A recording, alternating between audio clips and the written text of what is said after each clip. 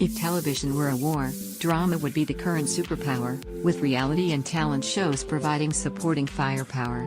Helpless against this advance, the forces of documentary huddle on a last thin strip of unsurrendered territory, starved of funding and troops, with the British fort defended by a 91-year-old general, David Attenborough. Given this battlefield, it is heartening that this year should have seen one of the highest achievements of factual program making, although chastening to UK viewers that it came not from our own huge public service infrastructures, but America's PBS.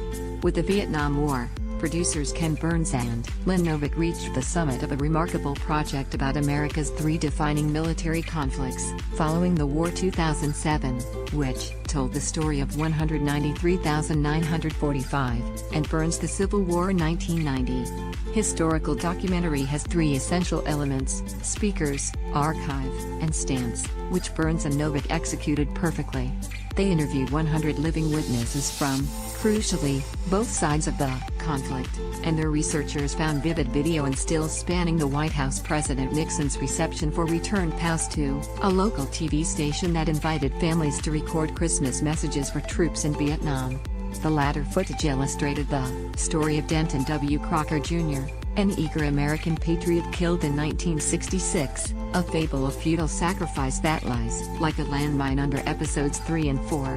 And, although there have been twitterings of dispute from some interested parties, impartial viewers would surely struggle to find a greater model of journalistic objectivity. The U.S. involvement in Vietnam has often been regarded as an inexplicable folly, but Burns and Novick methodically show how it arose from American anti-communism and military imperial arrogance, and the crossing of a bloodline beyond which it seems that losses can only be justified by risking even more.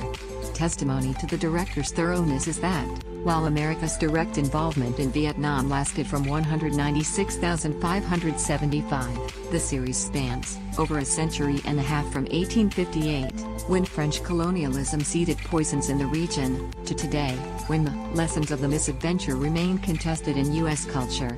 While the whole series should be required viewing for any president or prime minister tempted by a foreign conquest, the final episode, The Weight of Memory, is an especially important lesson about consequence.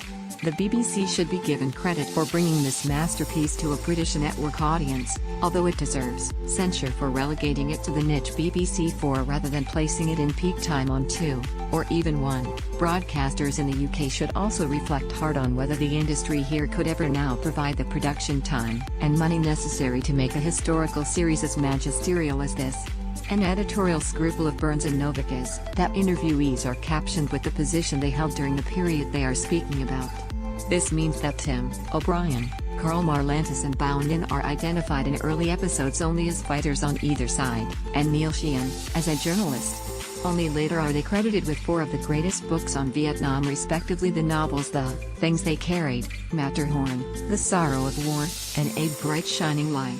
Those books would stand on the prime shelf in any library of Vietnam history, but the Vietnam War must grace alone the video section. By modern convention, the series is categorized as Season 1, but, in the histories of Vietnam and TV, it is hard to see how this could be followed.